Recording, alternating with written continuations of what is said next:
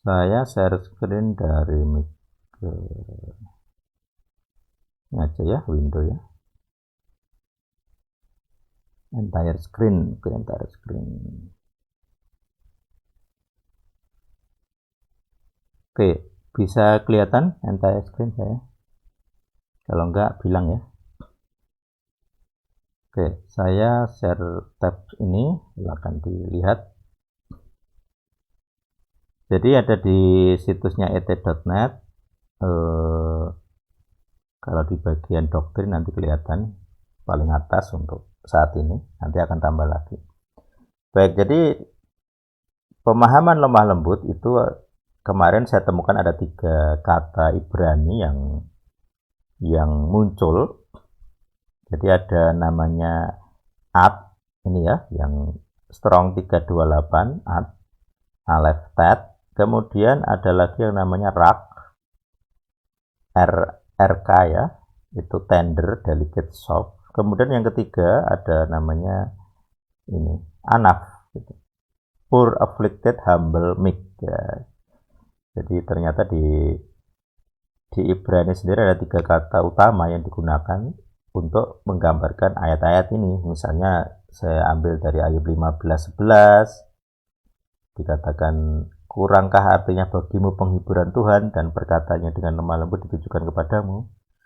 Kemudian di Amsal 15:1 ini yang sering dikutip kayaknya, jawabannya lemah lembut meredakan kegeraman, tetapi perkataannya pedas membangkitkan amarah.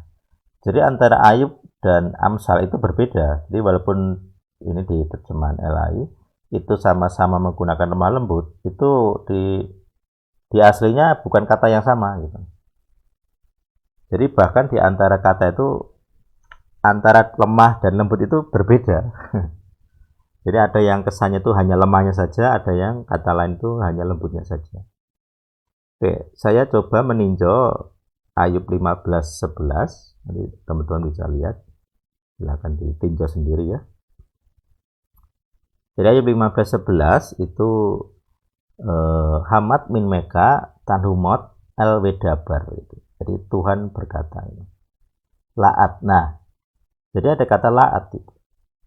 Atnya itu kalau kita lihat di kamus, kalau di Inggris kan gently ya, gentle ya, gently, gentleness itu adverb, aleph tet. Nah ini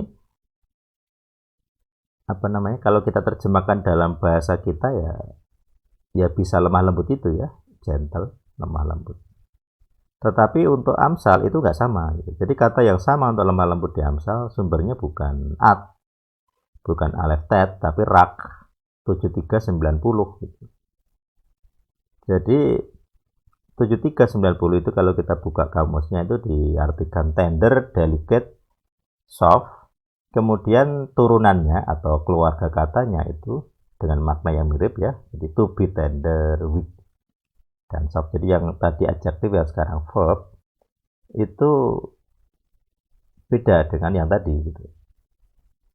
Nah, kita di bahasa Indonesia saya rasa kesulitan membedakan antara gentle dan tenderness. Jadi gentleness dan tenderness. Kita nggak punya perbendaraan kata yang berbeda gitu.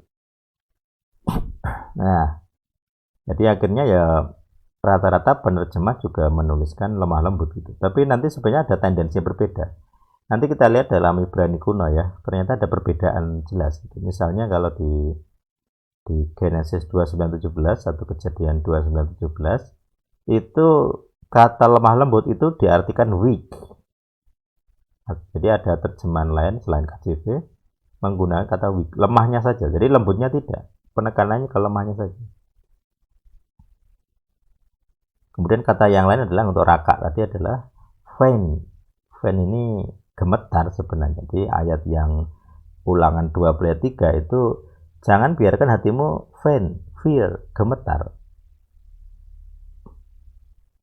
Jadi pemahaman kata rak atau raka ini selain lemah lembut di dalam bahasa kita juga ada kata namanya gemetar, faint. Kelemahan, bukan lemah lembut tapi kelemahan, benar-benar lemah. Kemudian kata yang ketiga, anaf, itu dipakai untuk Musa atau Mose. bilangan 12:3. Adapun Musa ialah seorang yang sangat lembut hatinya, lebih dari setiap manusia yang di atas muka bumi. Anaf, humble. Nah, ini berbeda lagi. Jadi ada 3 kata, tenderness, gentleness, dan humbleness. Di bahasa kita kesulitan membedakan. Jadi rata-rata ya disamakan ya. Kalau anaf itu adalah poor, afflicted, humble, meek. Jadi yang anak ini lebih cocok sebenarnya untuk kata lemah lembut dalam pemahaman kita. Karena kalau pakai rough itu ada makna lemahnya, gemetar, ketakutan gitu ya.